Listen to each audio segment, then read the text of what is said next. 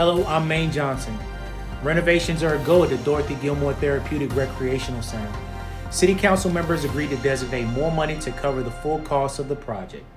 $400,000 was already budgeted, but an additional $475,000 was needed to complete the project. Council members voted to use proceeds from the 2016 Parks and Rec Bond Premium to pay for all the renovations and construction. City Council members also voted to accept the fiscal year 2021 year-end performance report. Successes include reducing litter and illegal dumping, a housing study, an affordable housing strategy, more active community watch groups, less traffic crashes, a decrease in crime, plus the use of the tree fund for planting, a design for the North Carolina Veterans Park Phase 2, and a federal grant award for the Murchison Choice Neighborhood Plan. These outcomes stem from the Council's strategic plan. You can visit the link right here to learn more about the accomplishments reported in the year-end performance report. A bigger airport renovations budget. Phase 2 terminal improvements are in progress at the Fayetteville Regional Airport. The Federal Aviation Administration awarded the city a grant worth nearly $3 million. City Council members chose to put that money towards Phase 2 improvement costs.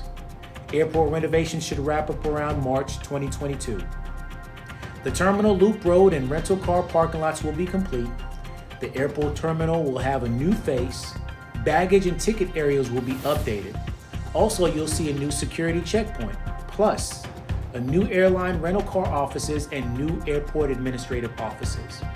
Grant money will support the new part-time fire inspector position. The award comes from the U.S. Department of Homeland Security, and it's worth about $30,000. The city will contribute a required match of about $1,000. The money will support a part-time fire inspector position for 1 year.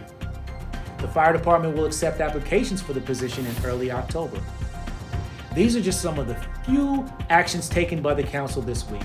We encourage you to visit fayetteville.nc.gov/council meetings.